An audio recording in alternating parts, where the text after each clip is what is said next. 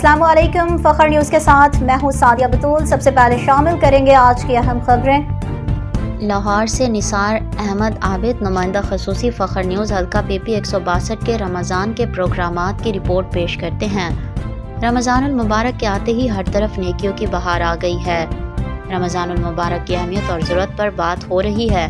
الجنت fort hall میں doctor حافظ ساجد اقبال نے قرآن اور رمضان کے موضوع پر سیر حاصل گفتگو کی۔